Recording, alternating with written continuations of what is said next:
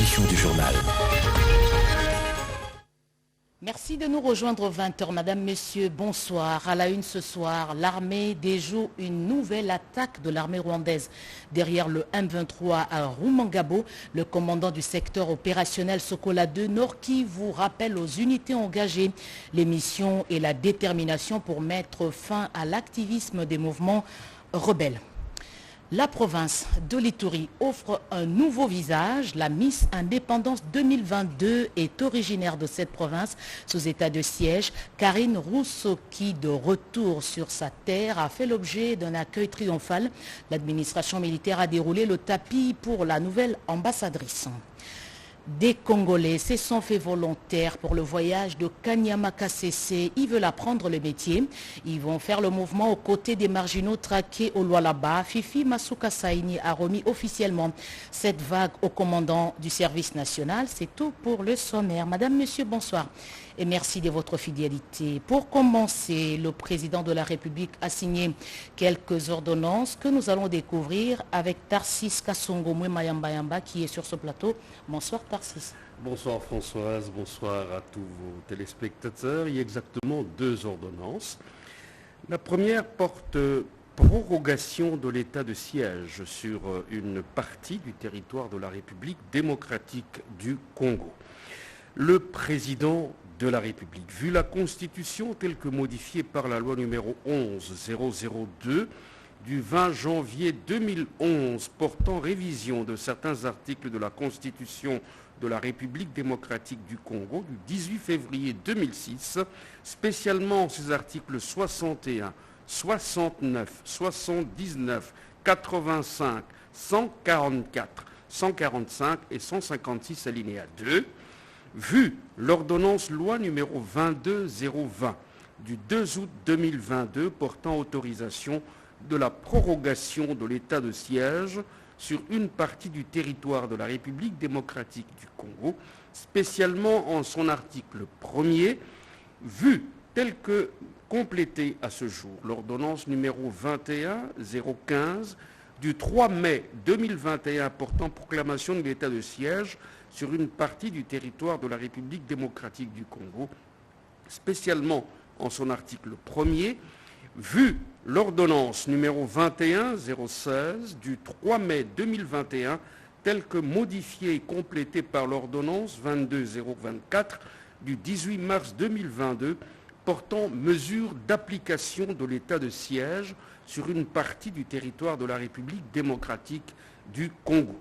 Vu l'ordonnance numéro 22-002 du 7 janvier 2022 portant organisation et fonctionnement du gouvernement, modalités de collaboration entre le président de la République et le gouvernement, ainsi qu'entre les membres du gouvernement, spécialement ces articles 45 et 63, alinéas 3 et 4, vu l'ordonnance numéro 22-003 du 7 janvier 2022 fixant les attributions des ministères, vu l'ordonnance numéro 21-006 du 14 février 2021 portant nomination d'un Premier ministre, vu l'ordonnance numéro 21-012 du 12 avril 2021 portant nomination des vice-premiers ministres, des ministres d'État, des ministres délégués et des vice-ministres, vu l'arrêt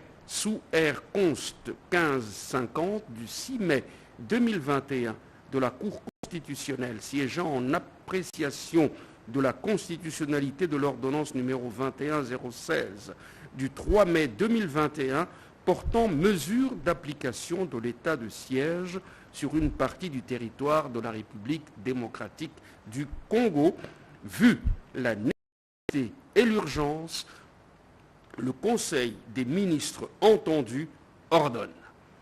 Article 1er. Est prorogé pour une période de 15 jours, prenant cours le 3 août 2022, l'ordonnance numéro 21-015 du 3 mai 2021, telle que complétée à ce jour, portant proclamation de l'état de siège sur une partie du territoire de la République démocratique du Congo. Article 2.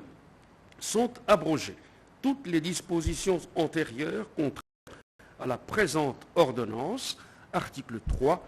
Le Premier ministre, le vice-premier ministre, ministre de l'Intérieur, Sécurité, Décentralisation et Affaires coutumières, le ministre d'État, ministre de la Justice et garde des Sceaux, ainsi que le ministre de la Défense nationale et anciens combattants sont chargés, chacun en ce qui le concerne, de l'exécution de la présente ordonnance qui sort ses effets à la date de sa signature, faite à Kinshasa le 2 août 2022, Félix Antoine Tshisekedi Tshilombo, Jean-Michel Sama Lukonde Kyenge, Premier ministre, pour copie certifiée conforme à l'original, le 2 août 2022, le cabinet du président de la République, Guilain Nyembo Mbouizia, directeur de cabinet.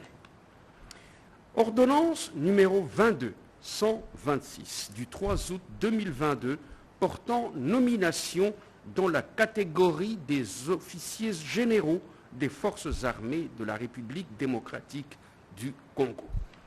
Le président de la République, vu la Constitution telle que modifiée par la loi numéro 11002 du 20 janvier 2011 portant révision de certains articles de la Constitution de la République démocratique du Congo du 18 février 2006, spécialement en ses articles 69, 79, 81, 83, alinéa 1, 189 et 191, vu la loi organique numéro 11012 du 11 août 2011 portant organisation et fonctionnement des forces armées, spécialement en son article 9, vu la loi numéro 12001 du 27 juin 2012 portant organisation, composition, attribution et fonctionnement du Conseil supérieur de la défense, spécialement en son article 3,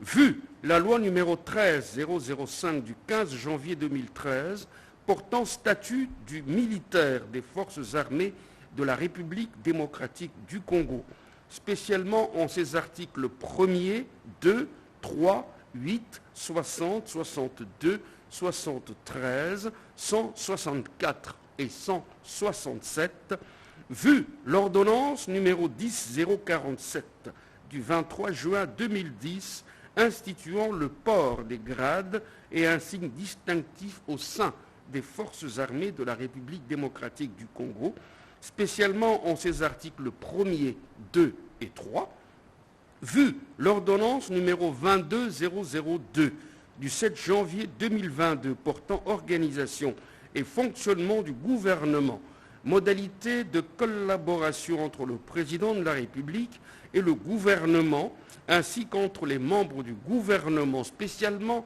en ses articles 45, 48 alinéa 3 et 61.2.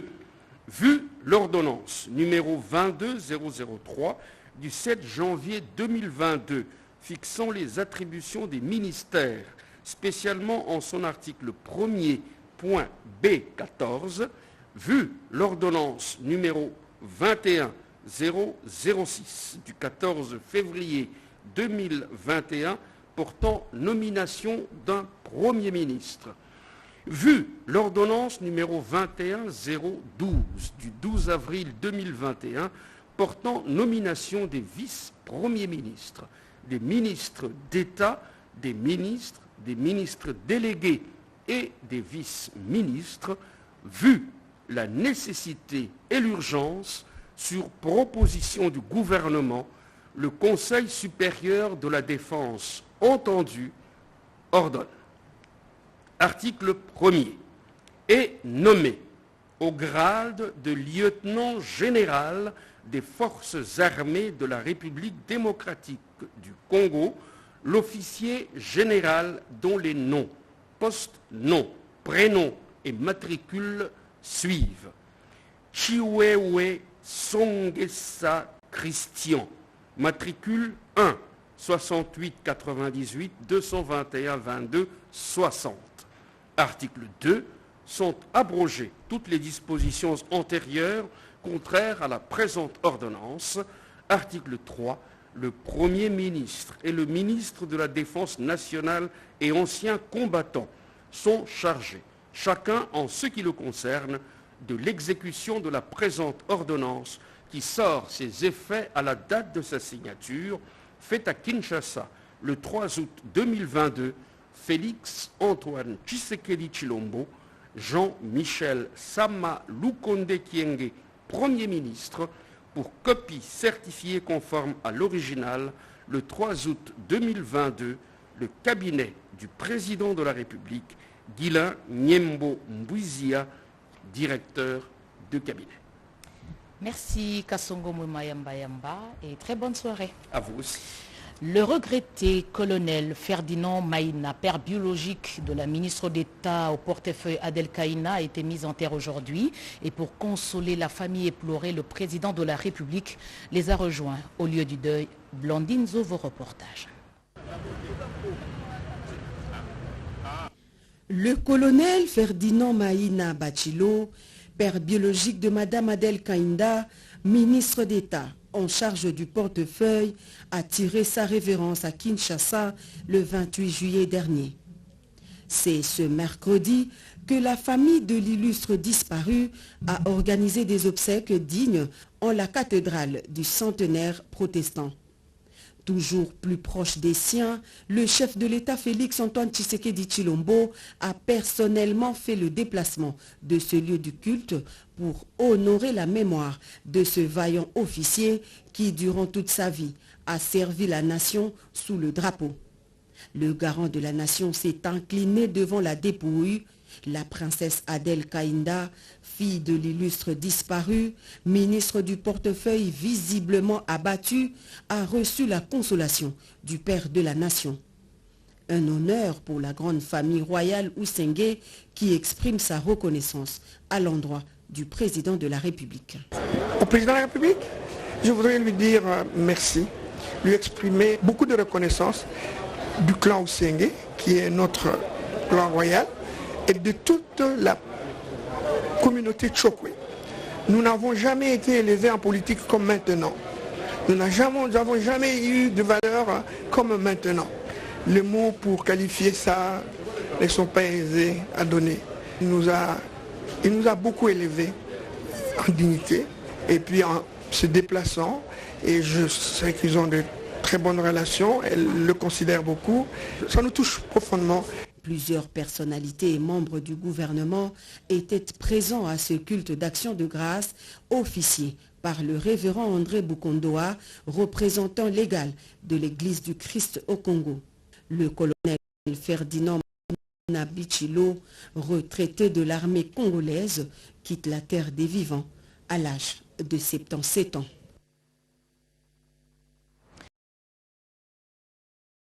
Il y a 48 heures, l'armée loyaliste a déjoué une attaque de l'armée rwandaise derrière le M23. Nous sommes dans la zone de Rumangabo. Le commandant du secteur opérationnel Sokola 2, Nord Kivu, a quitté son quartier général avancé de Rutshuru pour un échange avec les unités engagées au combat. Depuis la zone de combat, voici ces images. Après que les forces armées de la République démocratique du Congo aient déjoué une attaque de l'armée rwandaise et ses alliés de M23 sur nos positions se trouvant dans la zone de Rumangabo, ce lundi 10 août, le général des brigades, Clément Bitangalo, commandant du secteur opérationnel Sokola de Nord Kivu, a effectué une visite d'inspection et de commandement dans la dite zone. À cette occasion, ce dernier a rappelé aux officiers de l'unité engagée ses missions. Nous devons transmettre bino parce que l'échelon supérieur a une mission et une mission. Il y a un effet final à rechercher dans chaque niveau pour créer une mission dans leur personnalité. Donc, même ceux qui t'ont attaqué, au cas où nous toyons que tout le monde a place aux alliés, il faut que Mobali a alliés. Juste après, le général Clément Bitangalo, accompagné de son état-major, a visité quelques dispositifs amis dans la zone de Rumangabo. Satisfait de la détermination des forces royalistes à mettre fin à l'activisme de l'ennemi, c'est finalement très tard, dans la soirée que l'autorité a regagné son quartier général avancé des Rutshuru. Les sorties médiatiques du porte-parole de la MONUSCO auraient contribué à frustrer les populations du Nord Kivu pour exiger le départ sans délai des casques bleus. Hier, au cours du briefing, le ministre de la Communication est revenu sur le contexte de la tension observée en ce moment. On écoute Patrick Mouyaya Katembwe. Je dois rappeler que le mandat principal de casque bleu de la MONUSCO, c'est la protection des civils. On ne peut pas, dans un contexte où, au lendemain de manifestations graves qui ont eu lieu à Goma, où il y a des soupçons sérieux qui pèsent sur des casques bleus, notamment sur qui a tiré sur la foule, accepter que des casques bleus tirent à bout portant et des sang-froid sur les populations qui sont censées protéger. C'est la gravité de ce qui s'est passé qui fait qu'aujourd'hui, le président de la République, comme il est le président et qui porte la voix des Congolais. Les Congolais qui se sont exprimés majoritairement ont demandé, le collègue Paluku l'a dit tout à l'heure, les départs demain, les départs dans un mois. Donc nous, comme gouvernement, nous ne pouvons pas rester inaudibles à ce que disent nos populations. Parce qu'il ne faudrait pas que demain, il y ait d'autres incidents dans un contexte où il n'y a plus de confiance. Alors ici, le président de la République nous a fait le privilège de faire la restitution de ses échanges avec le secrétaire général des Nations Unies, où il lui a dit clairement que aujourd'hui, la raison principale de toute cette situation, c'est l'agression rwandaise à travers les M23. La frustration congolaise vient de là. En ce que nous savons que la MONUSCO dispose des moyens militaires pour nous appuyer, les sorties médiatiques du porte-parole n'ont pas été de nature à dire que la MONUSCO les fera. Nous savons que la MONUSCO, qui est un organe représentatif du Conseil de sécurité des Nations Unies, peut user des voies diplomatiques pour régler la question.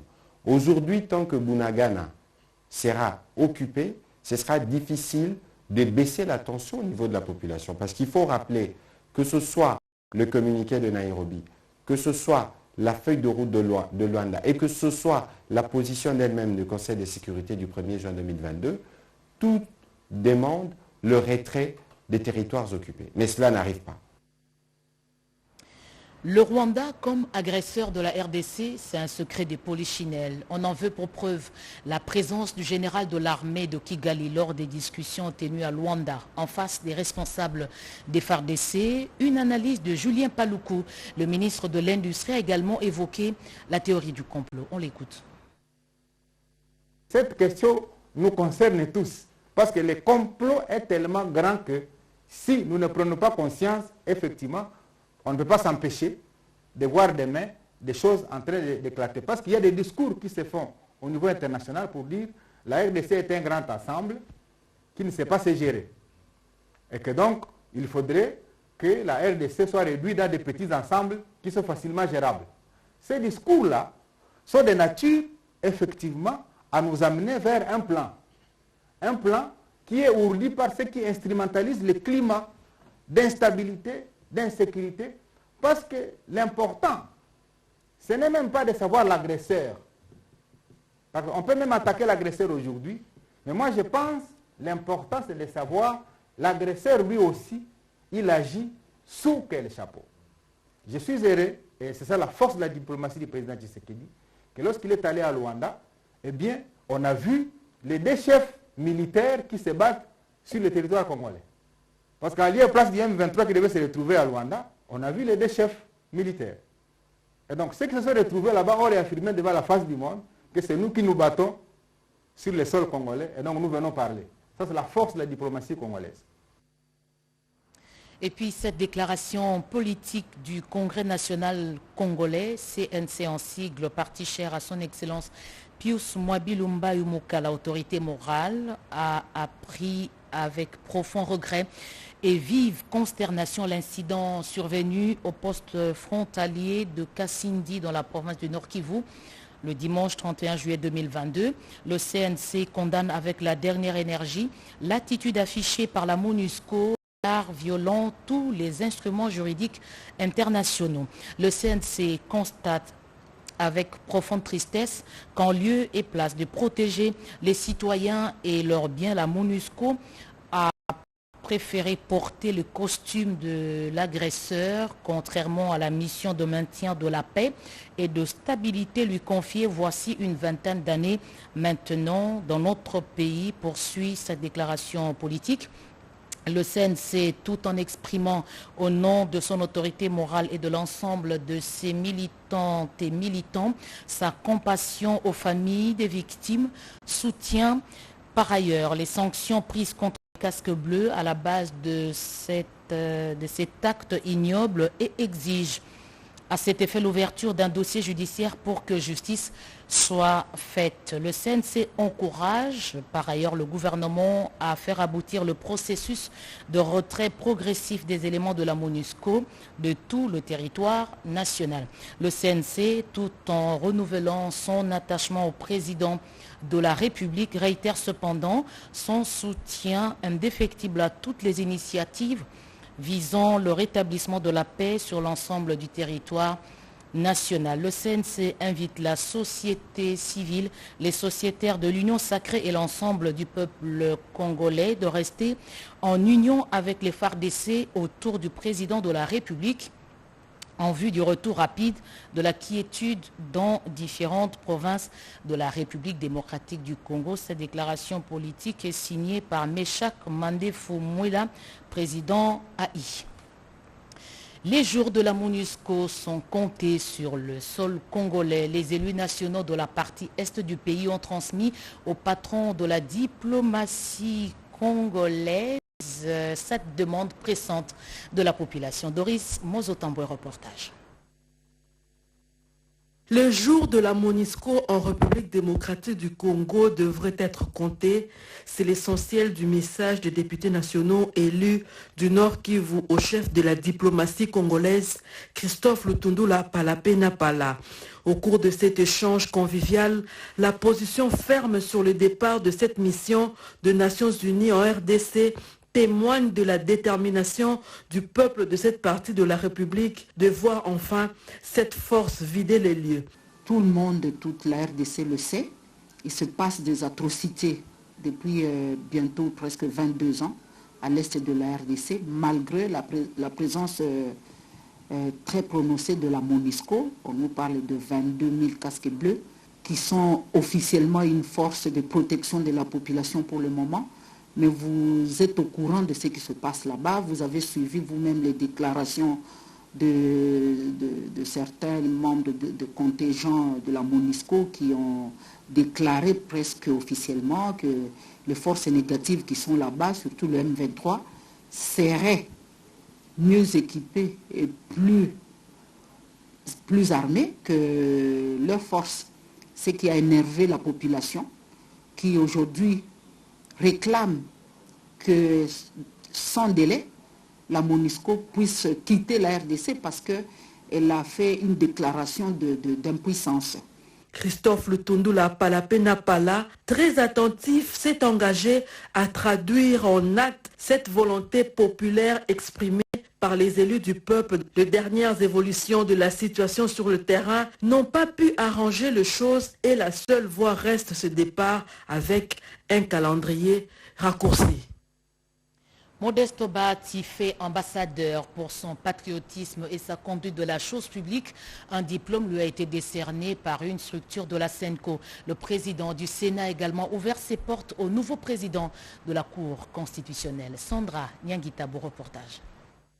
Nouvellement élu par ses pairs, président de la Cour constitutionnelle et du Conseil supérieur de la magistrature et investi par ordonnance présidentielle, Dieudonné Kamuleta a été reçu le mardi 2 août par le président du Sénat, Modeste Bahati Lukwebo. Cette rencontre, qui s'inscrit dans le cadre d'échanges entre responsables des institutions, a permis à Dieudonné Kamuleta de faire entendre la voix du pouvoir judiciaire auprès du speaker de la Chambre haute du Parlement pour l'amélioration du budget de cet important secteur. Domaine sur lequel le président de la République, Félix Antoine Tshisekedi Tshilombo, fonde sa vision de l'état de droit avec un accent particulier sur la lutte contre l'impunité. Nous sommes dans les installations de l'autorité budgétaire. Et c'est dans ce cadre-là aussi que j'ai porté la voix du pouvoir judiciaire, de telle sorte que dans le cadre du budget qui arrive, on puisse tenir compte de ce pouvoir-là en tant que pouvoir, non pas comme un service. Et surtout qu'après les assises que nous avons tenues dernièrement, il y a des résolutions. Et nous avons parlé avec le président du Sénat quant aux résolutions qui touchent notre budget. Et en ce point-là, je crois que nous avons trouvé une oreille attentive et nous continuerons à insister et à voir aussi son collègue de l'Assemblée nationale.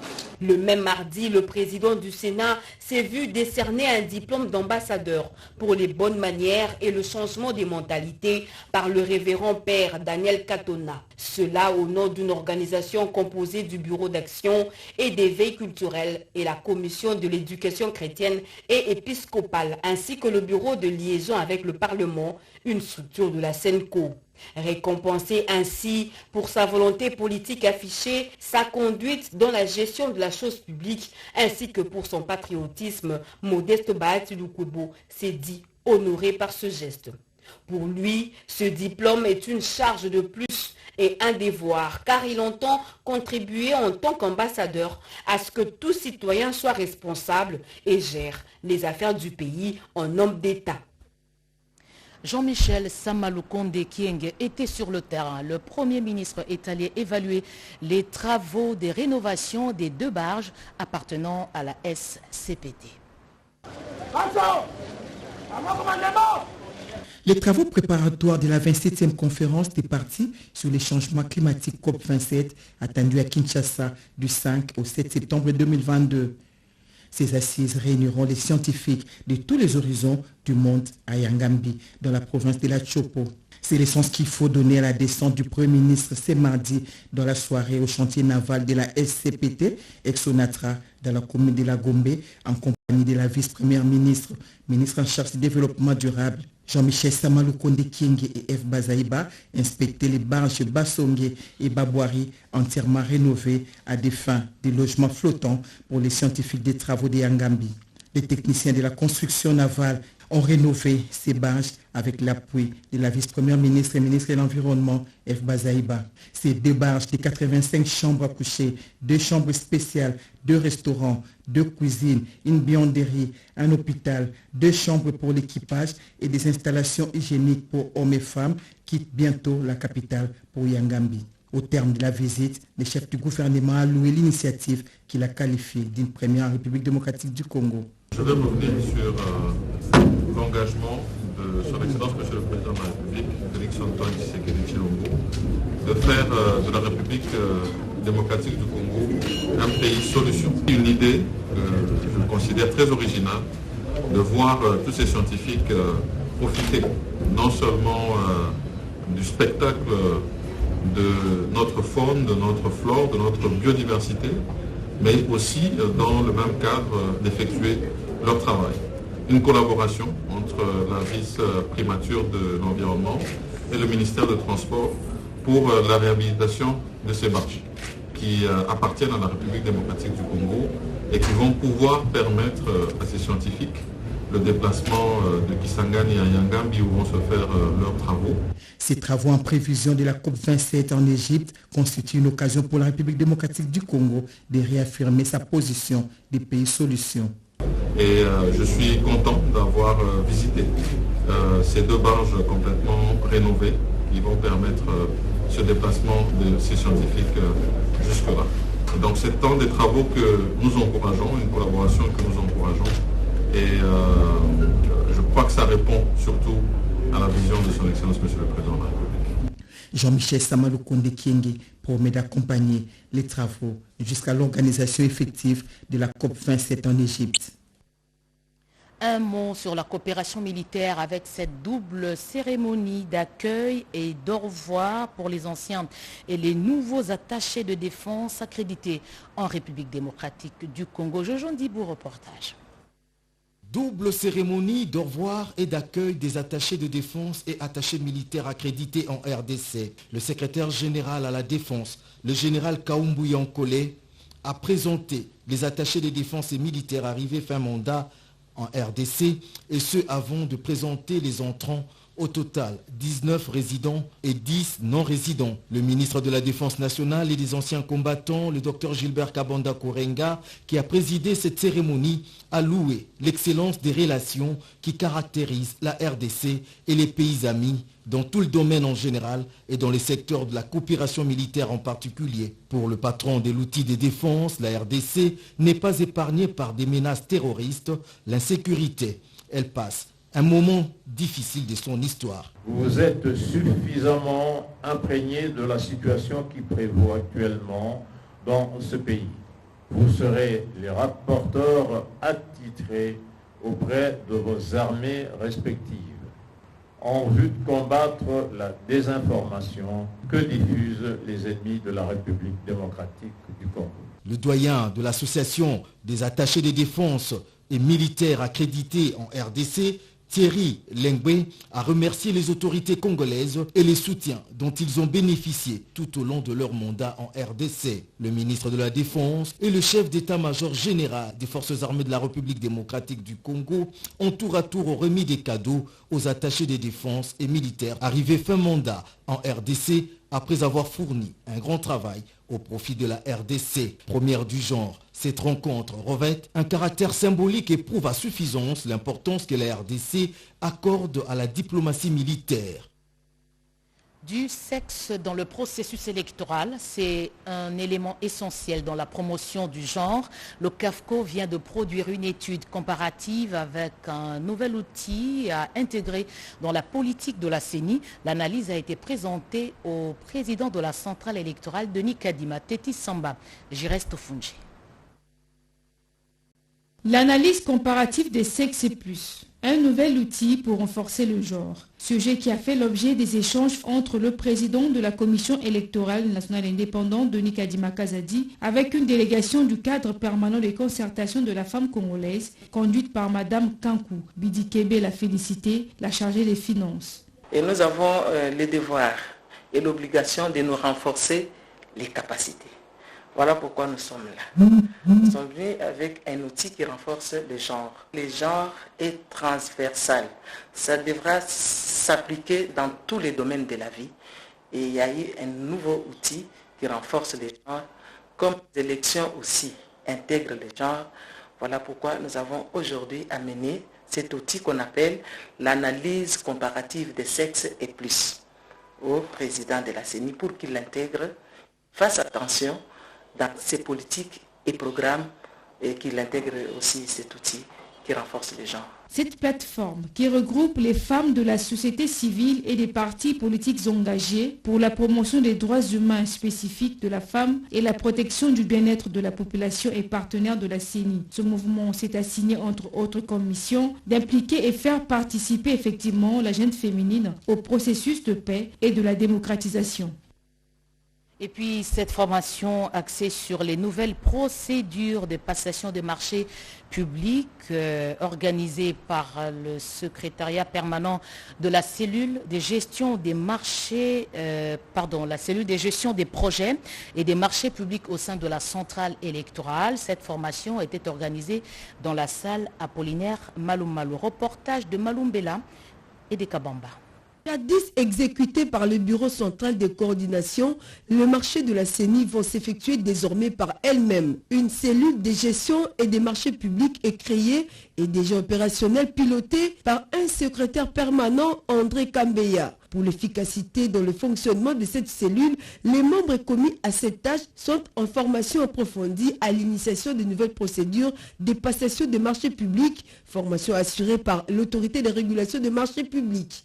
À travers cet exercice pédagogique, les participants s'approprient des contours de l'ordre organique, ordre procédural, ainsi que tous les aspects juridiques. De passation de marché de la CENI est une innovation avec la mandature du président Kadima. La loi 10/010 du 27 avril 2010 prévoit que chaque autorité contractante, c'est-à-dire toute institution qui bénéficie de fonds public ait une structure chargée de passation de marché, chargée de la conduite de la procédure de marché public. Et c'est en exécution de cette loi que la CENI a mis en place sa cellule. Et c'est un instrument de bonne gouvernance. Et c'est parmi les motivations ou la nouvelle philosophie imprimée par l'équipe Kadima, il faut la bonne gouvernance. À l'issue de cette formation, les membres de la cellule, il y en a une dizaine. Il faut qu'il y ait une formation qui puisse le renforcement de leur capacité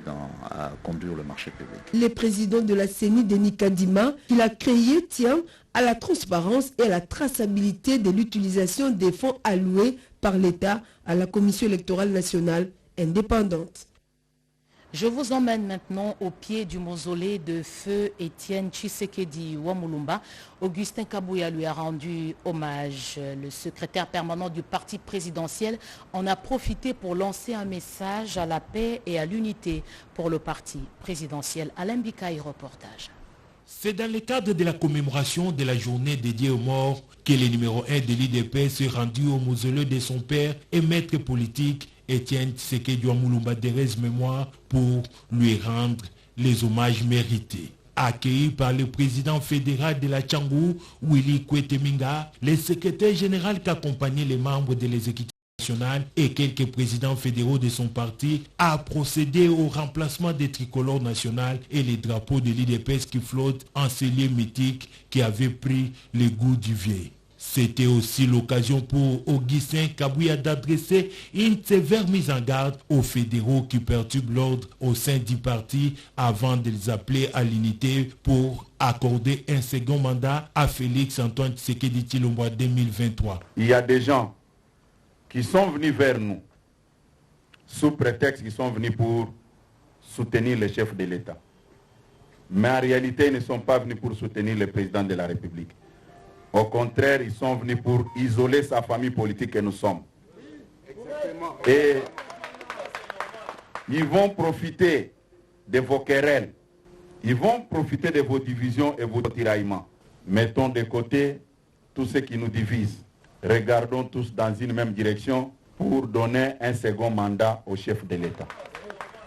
Un message capté 5 sur 5 par les concernés qui ont pris l'engagement de respecter à la lettre les instructions de leur hiérarchie. Je viens de Kananga. Nous sommes sûrs que nous allons passer. Et nous allons faire tout pour que Félix Antoine doit passer dans la province du Kasaï central. Les réfractaires seront écartés des comités fédéraux, a averti les chefs de l'administration du parti présidentiel. Mise en place au sein du mouvement chrétien pour la solidarité et la démocratie, plus de 50 cadres de ce mouvement politique ont été promus au cours d'une cérémonie présidée par de cette formation politique. Monique Mavungu. Ces heureux promus étaient venus des différentes fédérations de la Ligue des femmes et de la Ligue des jeunes de Kinshasa, du Congo central et de la Tchopo dans l'ex-Grande Orientale, tous du mouvement chrétien pour la solidarité et la démocratie. Ils ont reçu chacun un brevet de participation de main du président de cette formation politique, le sénateur Roger Mwaka Mwaka. C'est avant de leur doter des insignes du parti.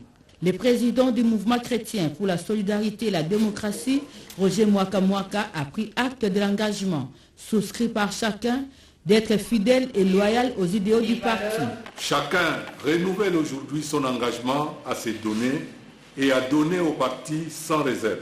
Je saisis cette opportunité pour inviter les nouveaux adhérents ainsi que les nominés à gratifier le MCSD de leur dynamisme, de leur esprit d'initiative, en insufflant au parti un vent positif et nouveau dans une franche et sincère collaboration, surtout en cette phase pré-électorale. Bien avant cela, les cadres du MCSD ont bénéficié d'une formation musclée qui s'est étalée autour de 2 modules, à savoir les méandres du système électoral et la révisitation de la loi électorale réactualisée. Un exposé détaillé par un chevronné en la matière, l'abbé José Mpundu. Le mouvement chrétien pour la solidarité et la démocratie, parti école en République démocratique du Congo, soutient la vision du chef de l'État, Félix Antoine Tshisekedi Tshilombo. Le MCSD réitère sa ferme volonté d'accorder au président de la République un second mandat en 2023 afin qu'il puisse parachever son combat de la liberté et la libération économique du pays. Je l'ai dit au sommaire, des Congolais se sont faits volontaires pour le voyage de Kanyama KCC. Ils veulent apprendre les métiers. Ils vont faire le mouvement aux côtés des marginaux traqués au Lualaba, autour de 200 personnes. Fifi Masuka Saini, gouverneur du Lualaba, a remis officiellement cette nouvelle vague au commandant du service national. Joseph Oscar Mbalkaïch pour le reportage. Près de 200 délinquants arrêtés par la police nationale congolaise attendent d'embarquer pour Kanyama KCC. La province du Lualaba fait face à sa première expérience de l'opération transfèrement des jeunes en marge de la société. L'autorité provinciale, en tant que maire, suit dans les moindres détails les différentes étapes de cette opération de transfèrement. Fifi Masuka Saini moralise ses troupes, parmi lesquelles des volontaires qui se sont enrôlés dans les rangs des bâtisseurs du service national. Nous avons vu l'action commencer déjà. Nous avons vu les résultats que le général nous a montrés pendant qu'il a commencé le service national. Nous sommes en train de former nos enfants, ceux-là qui peuvent nous remplacer demain. Parmi ceux-là que vous voyez, il y a même des enfants qui viennent de nos proches. On rapprochait, il y a son beau-frère qui est là, qui l'a amené lui-même pour l'envoyer. Parce que là où ils partent, ils vont étudier. Le général-major Jean-Pierre Kassongo Kabouik, commandant du service national, a saisi cette occasion pour lever un pan du voile sur l'acquisition du site de Katouambi à Kananga dans la province du Kasaï. C'est un site qui a été abandonné, ça fait plus de 3 décennies, et qui a été mis à la disposition du service national par les gouvernements provinciaux. J'étais surpris d'entendre que nous avons spolié. Non, on ne spolie pas. C'est à bord de ces bus VIP que c'est désormais bâtisseurs appelés à subir une cure de transformation ont quitté Kolwezi, direction la ville de Lubumbashi, où un avion affrété les attendait pour le centre pilote de Kanyama KCC, province du Haut-Lomami, leur destination finale. Embarquement terminé, ils peuvent maintenant décoller. Une nouvelle vie commence. On termine par ces belles images de la province de l'Ituri qui veut trancher avec l'image des bruits de bottes. Une originaire de cette province vient d'être élue Miss Indépendance 2022. Karine Roussoki, c'est son nom. Elle a fait l'objet d'un accueil digne d'un festival pour l'honorer. Le général Johnny Luboya Kachama encourage les natifs de l'Ituri à dupliquer cet exemple. Regardez. Couronnée Miss Indépendance RDC en 2022, Karine Roussoke a regagné l'Ituri, sa terre natale, ce mardi 2 août. Pour encourager et honorer cette digne fille de l'Ituri qui a porté l'étendard de la province très haut, une cérémonie riche en couleurs a été organisée par l'administration militaire à l'esplanade du gouvernorat.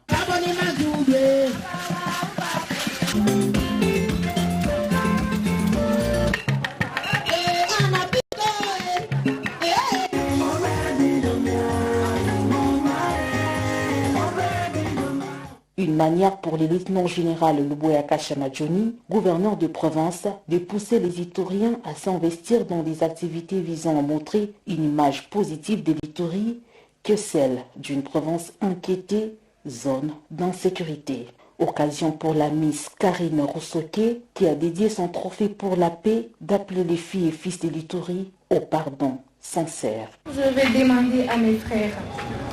Je leur demande avec tout un cœur qui saigne de déposer les armes et aussi participer au développement de notre province. Car la province elle est à nous. Si eux ils sont là-bas, il y a une partie qui est pénalisée.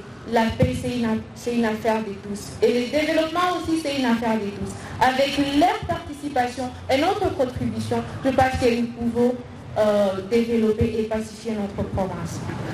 Au lieutenant général Luboya Kachama Johnny, gouverneur militaire de l'Ituri, de mettre à profit cette cérémonie pour inviter certains Ituriens à se désolidariser du hors-la-loi. L'Ituri. Voilà, ce journal est terminé, madame, monsieur. Merci de l'avoir suivi à travers le monde. Retrouvez à 23h José Baïtouambo. Demain 20h, Sandra Nyangitabou.